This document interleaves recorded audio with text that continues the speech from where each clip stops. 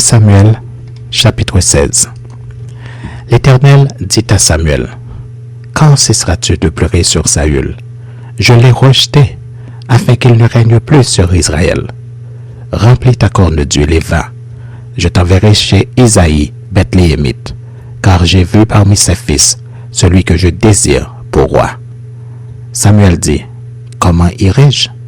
Saül l'apprendra et il me tuera. » Et l'Éternel dit, « Tu emmèneras avec toi une génisse et tu diras, « Je viens pour offrir un sacrifice à l'Éternel. » Tu inviteras Isaïe au sacrifice. Je te ferai connaître ce que tu dois faire et tu oindras pour moi celui que je te dirai. » Samuel fit ce que l'Éternel avait dit et il alla à Bethléem. Les anciens de la ville accoururent effrayés au-devant de lui et dirent, « Ton arrivée annonce-t-elle quelque chose d'heureux? » Il répondit, « Oui, je viens pour offrir un sacrifice à l'Éternel. Sanctifiez-vous et venez avec moi au sacrifice. » Il fit aussi sanctifier Isaïe et ses fils, et il les invita au sacrifice. Lorsqu'ils entrèrent, il se dit en voyant Eliab, « Certainement loin de l'Éternel est ici devant lui. » Et l'Éternel dit à Samuel, « Ne prends point garde à son apparence et à la hauteur de sa taille, car je l'ai rejeté. L'Éternel ne considère pas ce que l'homme considère.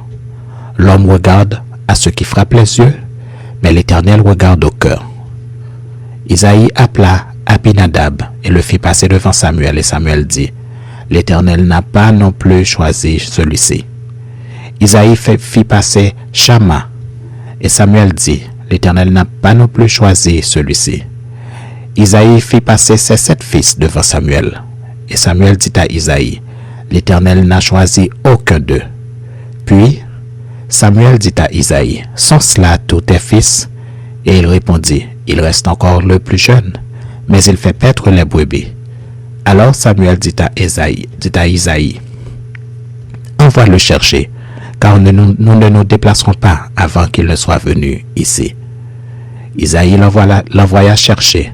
Or, il était blond, avec de beaux yeux et une belle figure.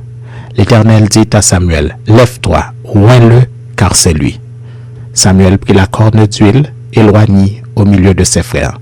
L'Esprit de l'Éternel saisit David à partir de ce jour et dans la suite. Samuel se leva et s'en alla à Rama. L'Esprit de l'Éternel se retira de Saül, qui fut agité par un mauvais esprit venant de l'Éternel. Les serviteurs de Saül lui dirent, « Voici, un mauvais esprit de Dieu t'agite. Que notre Seigneur parle, tes serviteurs sont devant toi.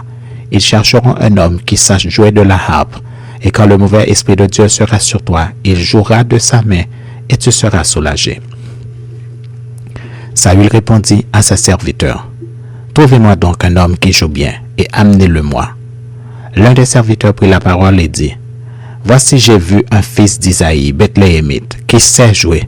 C'est aussi un homme fort et vaillant, un guerrier, parlant bien et d'une belle figure, et l'Éternel est avec lui. » Saül envoya des messagers à Isaïe pour lui dire, « Envoie-moi David ton fils, qui est avec les brebis. » Isaïe prit un âne qu'il chargea de pain, d'une autre de vin et d'un chevreau, et il envoya ces choses à Saül par David son fils. David arriva auprès de Saül et se présenta devant lui. Il plut beaucoup à Saül, et il fut désigné pour porter ses armes. Saül fit dire à Isaïe, « Je te prie de laisser David à mon service, car il a trouvé grâce à mes yeux. » Et lorsque l'Esprit de Dieu était sur Saül, David prenait la harpe et jouait de sa main. Saül respirait alors plus à l'aise et se trouvait soulagé, et le mauvais esprit se retirait de lui.